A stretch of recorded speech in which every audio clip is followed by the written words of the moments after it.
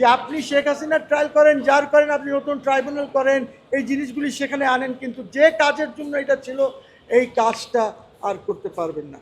এই ট্রাইব্যুনালটা করা হয়েছিল একমাত্র পাকিস্তানি 195 প্রিজনার্স অফ ওয়ারদের জন্য, 195।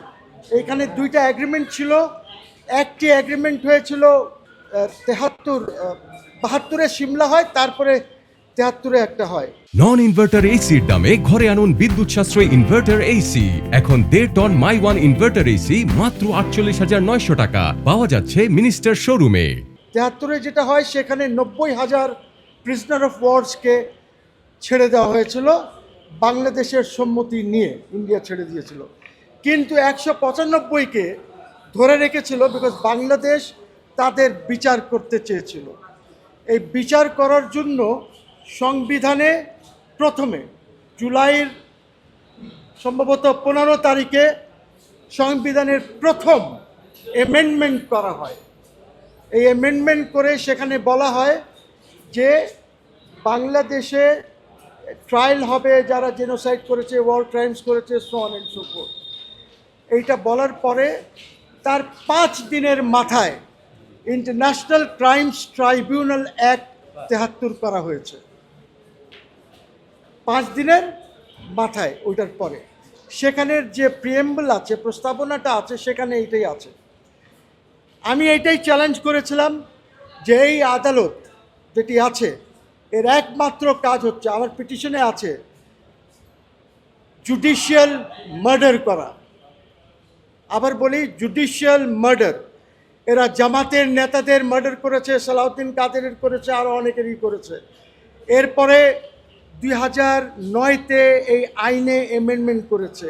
এই আইন এই কারণে ছিল না।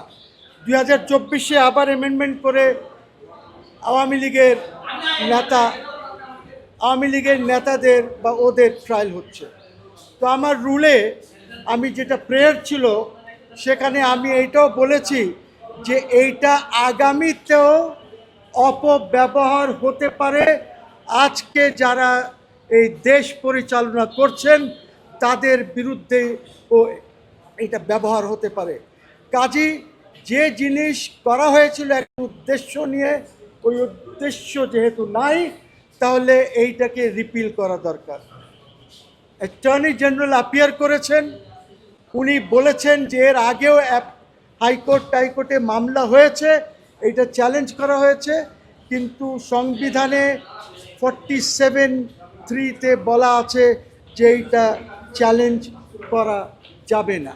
এই ছাড়া আমি আরও কোলাবোরেটরস অ্যাক্ট একটা ছিল 72-এ, যেটা বাঙালিরা যারা কোলাবোরেট করেছিল ওদের জন্য ছিল, ওইটা রিপিল হয়ে গেছিল 1975-এ সাইম সাহেবের সময়। তো এইসব অনেক, ইটস লম্বা পিটিশন।